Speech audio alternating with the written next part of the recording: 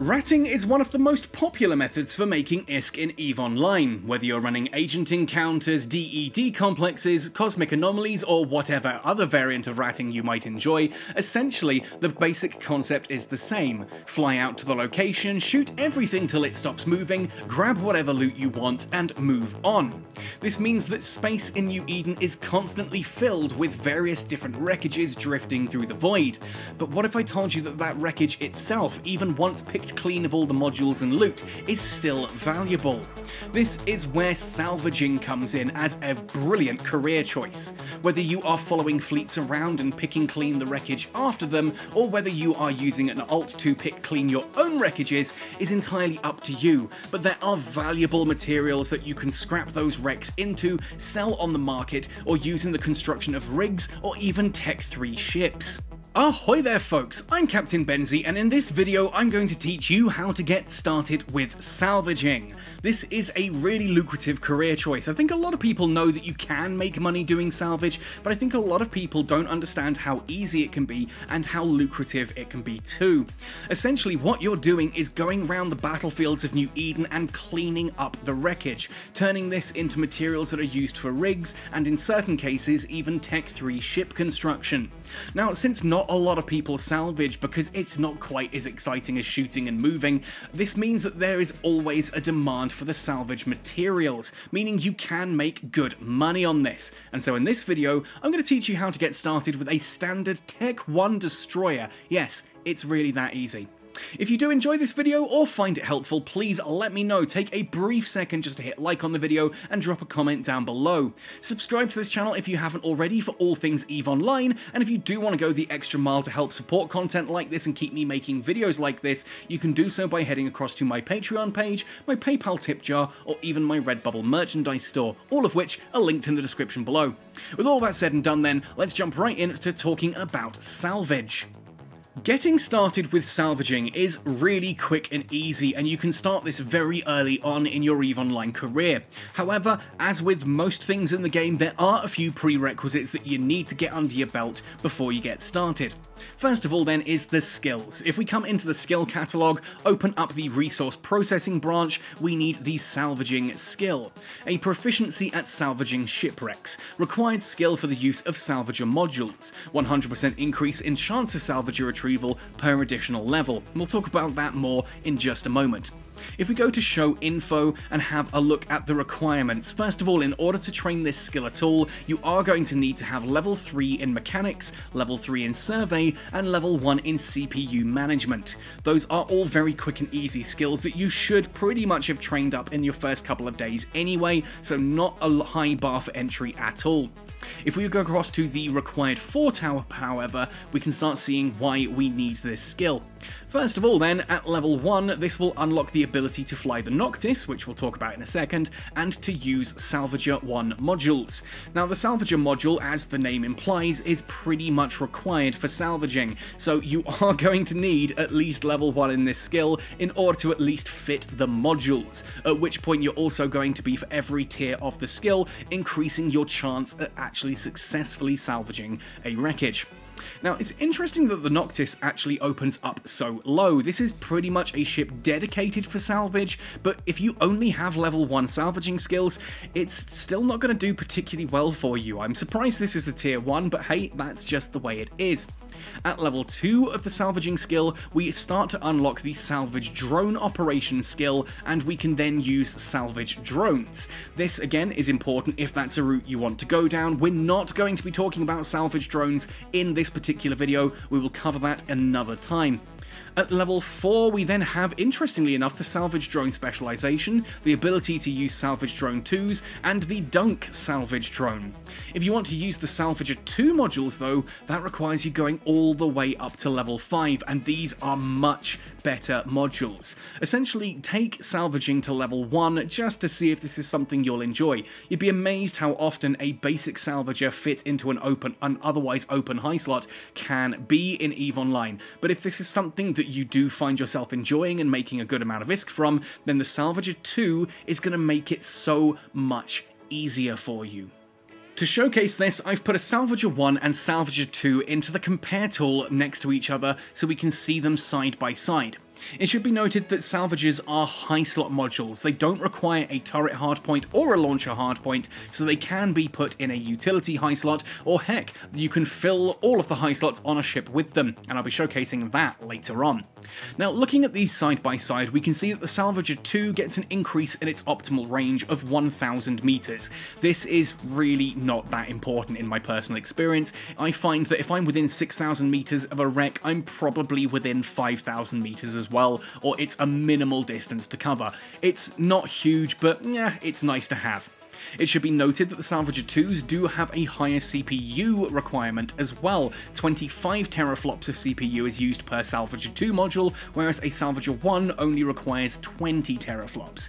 That said, as you're training towards Salvager II, you should be looking at your CPU management skill, and these aren't particularly difficult to fit onto a ship hull, as we'll see later. The really important difference between these two comes with the access difficulty bonus. The Salvager I has an access difficulty bonus of 5%, and the Salvager II has a 7%. And you might be thinking, Benzie, that's only 2%, but believe me, this really adds up. Remember, every level of the Salvager skill that you are training increases that by 100%. Therefore, at full training, a 500% increase takes the access difficulty bonus here up to 25%, and for the Salvager II, that goes up to 35%. And since this is all about cycling repeatedly until eventually you get into the wreckage, this can really speed things up, especially against things like sleepers that are a little bit more difficult to salvage than some of their more contemporary ships out in K-space.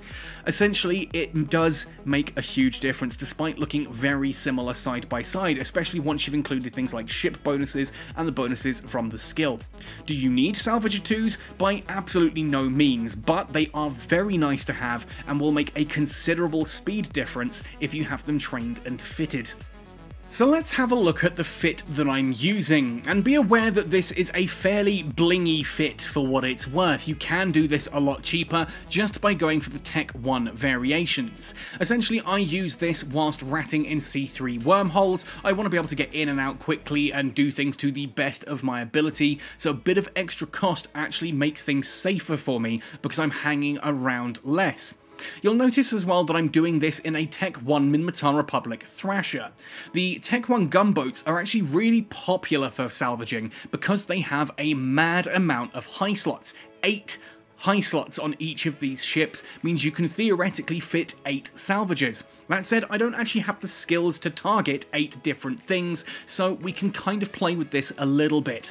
In this case, I have fitted the Thrasher with 7 Salvager IIs. The reason I've gone for 7 is because the 8th high slot I've gone for a prototype cloaking device. If someone happens to come nearby and spots me, I can just cloak up and then drift away. I obviously can't warp cloaked, but I'm harder to find and impossible to lock when cloaked. It's just a little bit of added protection, because essentially if you are going to be salvaging, especially in J-space, you tend to be quite a big target. Now, 7 salvages, though, still means that we can lock onto up to 7 different targets, or 6 with the skills that I currently have, can lock onto 6 different targets and salvage all of them. Why have I therefore fitted 7? Because you can put more than one salvager onto a target, and that gives you more opportunity to successfully salvage from it. This again means that especially once we get down to, say, 3 or 4 different wreckages, I can have all of them with multiple salvages on and get through just that little bit faster. For the rigs, I've gone for 3 small salvage tackle 2s. Again, small salvage tackle 1 is absolutely fine for purpose. The 2s have a bigger bonus, but also a bigger downside. Basically, the downside of the tackle is that you do move slower. Your flight velocity is drastically reduced. This is why I have a prop mod in the mid slots here. Again, you don't necessarily need one, especially since you're likely to be warping into 0 on your own MTU, so you're just going from warp point to warp point from warp point. You don't tend to move much when you're on grid. That said, I do sometimes want to be able to move on grid, so therefore at the 3rd mid slot there's nothing much else to put in here on the Thrasher. That's what I go for. But if you were using one of the other different gunboat destroyers that maybe only has 2 mid slots, this would be the one that you drop.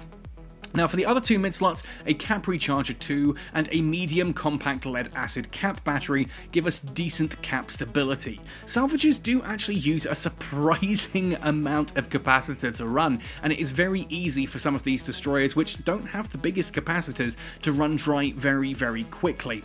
Finally, in the low slots, I've gone for 2 coprocessor 2s just to push up the CPU, because remember, those Salvager 2s require 25 teraflops each. By the time you're fitting 7 of those, that's a lot of CPU usage, and I still wanted to be able to fit some form of capacitor stability. Now, you might find that especially early on you don't have the skills to fit a prototype cloak, etc., or you're only wanting to use Salvager 1s, that's also absolutely fine. Just if you're in dangerous space, then make sure you're flying carefully. This is why when I'm ratting I tend to drop an MTU and I will bookmark it. At the end of that anomaly, all of those loot wrecks are right next to each other thanks to the mobile tractor unit bringing them all in. I can then scoop the mobile tractor unit and all the loot, fly off, and then come back to that bookmark with the salvaging ship already, and all of those wrecks are now bundled up nice and tight together, which makes it easy just to keep locking onto them, salvaging, and going through it all. Now, I am going to give a combat demonstration for this, or rather a post-combat demonstration for how this works, and I do want to give a big thank you and shout out to the guys in NRA. Now, these guys essentially jumped me whilst I was ratting in a confessor. I had 2 praxis drop on me, and rather than do the smart thing and warp away, I decided, wonder how much damage a confessor can do to a praxis. Turns out not much before the drones turn around and just rip you to shreds. But it was an important lesson. I spoke to the guys and said, look, I am looking to do a salvaging video. Would you mind afterwards if I came and salvaged the site? They very kindly supported me, allowed me to do that, so huge thank you to those guys. That was really, really cool of them. Anyway, let's show it in action. In any of my videos where I've been ratting with a mobile tractor unit, I've strongly recommended bookmarking it. Now, there are numerous reasons for this, but it is especially important if you're going to be coming back with a salvaging ship later, because you can just warp in to where that MTU was bookmarked. In this case, I've already scooped the loot and the MTU, I've returned to base with my ratting ship, I've then swapped into my salvaging ship, and I've come back out to the site. You can see there are some hobgoblins here as well. These are obviously left behind from one of those NRA guys. I'm assuming, therefore, he's going to come back in a moment and scoop those. I'm not going to scoop those myself. That would be really unfair.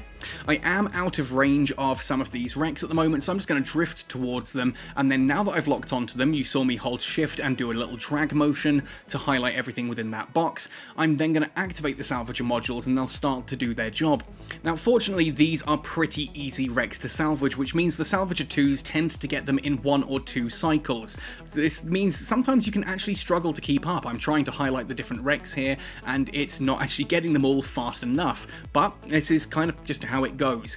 I can sit here and drag them. I'm going to keep activating all those different salvages with like F1, F2, whatever it requires, or clicking for some of them. I can also go onto the overview and just control click them one by one as well and start getting those. You'll see that I do max out pretty quickly, so I do just need to then remember that some of these are going to need to be locked onto again. I've only got 5 targets locked at the moment, but there we are. Salvaging very, very quickly, adding that loot, and it looks like our praxis friend is back. Normally, if I had someone warp in while I was salvaging, the first thing I'm going to do is warp out to a bookmark that I've already sort of earmarked as where I'm going to warp to. I'll then cloak up and sit there until the threat has gone, come back in and see if I can salvage again. But I know this guy's coming back. I've already spoken to them in direct messages. I can see by the fact that he's left a load of hobgoblins behind, clearly he's going to return. But there we are. That is now all of the wrecks salvaged, all of the loot is in my hold, so it's time for me to warp back out to a different save point this time. I'm just going to move back towards home, and then we'll take a look at the loot that I've salvaged.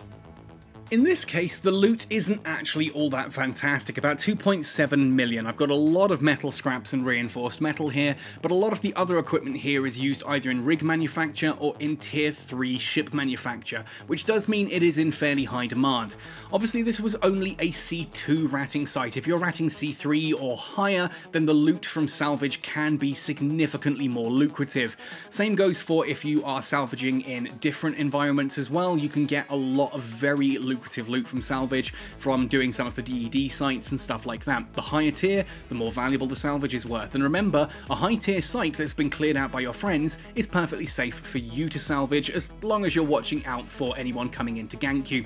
Anyway folks, that's about everything I need to talk about regarding salvaging. Do let me know if you try this out, if it's something that you enjoy, if you think there's something I missed from this video. Drop it in the comments section down below. Otherwise, thank you for watching right the way through to the end, happy sailing, and see you in New Eden!